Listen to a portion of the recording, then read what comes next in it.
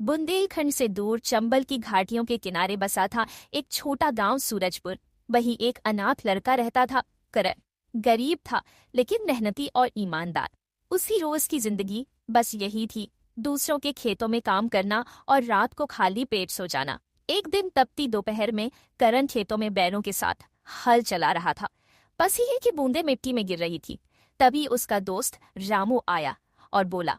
रामू बोला, अरे करण, ये सूखी जमीन कब तक जोतेगा? यहाँ तो कभी कुछ उगेगा ही नहीं।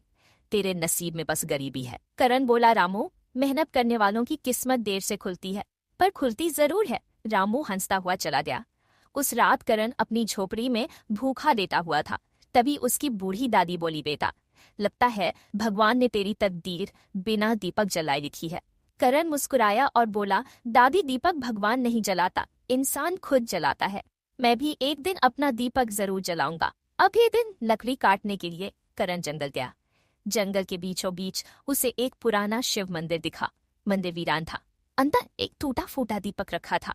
जैसे ही करण ने दीपक उठाया, वह अपने आप जल उठा और उसमें से आवाज आई, करण, मैं भाग्य का दीपक हूँ। हर पूर्णिमा की रात मैं तुझे दो रास्ते दिखाऊंगा, एक सच्चाई और संघर्ष का, दूसरा धोखे और आसान लालच का। तुझे जो चुनना होगा वही तेरी किस्मत बनाएगा। करण हैरान रह गया, लेकिन बोला, ठीक है, मैं चुनने को तैयार हूँ। पहली पूर्णिमा दीपक बोला, साहूकार के गोदाम में अनाज भरा पड़ा है।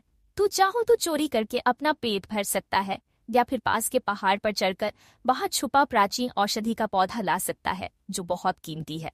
पहाड़ खतरनाक है, लेकिन औषधि मिल गई तो पूरा गांव तेरे नाम गाएगा।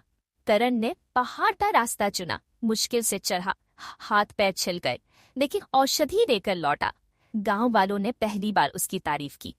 दूसरी पूर्णिमा दीपक बोला, राजा के किले में सैनिकों की भर्ती हो रही है। तू चाहे तो वहां जाकर कठिन परीक्षाएं दे सकता है और इज्जत कमा सकता है। लेकिन आसान रास्ता भी है, जंगल में छिपे डाकुओं के साथ मिल जा, बिना मेहनत के सोना चांदी मिलेगा। करण ने किला चुना। वहां 3 परीक्षाएं हुई, बल, बुद्धि और धैर्य। करण ने सब पार कर लिया और राजा का विश्वासपात्र सिपाही बन गया। तीसरी पूर्णिमा दीपक बोला, अब आखिरी चुनाव है, या तो तू सत्ता के लालच में राजा से गद्दारी कर, अमीर बन जा, या फिर सच्चाई के साथ खड़ा होकर अपने प्राणों की बाजी लगा दे। करण ने सच्चाई चुनी। उसकी ईमानदारी से प्रभावित होकर राजा ने उसे दरबार में मंत्री बना दिया। गांव वाले जो कभी उसका मजाक उड़ाते थे, अब सम्मान से उसका नाम लेते थे। आखिरी पूर्णिमा की रात दीपक बोला, करण, तूने हर बार कठिन लेकिन सही रास्ता चुना। आज मेरा शाप खत्म हुआ। अब मैं बुझ जाऊंगा, लेकिन तेरा भाग्य कभी नहीं बुझेगा। दीपक की लौ आकाश में विलीन हो गई। करण ने सिर झुकाकर प्रणाम किया और बोला, तकदीर वही झुकती है जो इंसान मेहनत और सच्चाई से जीता है।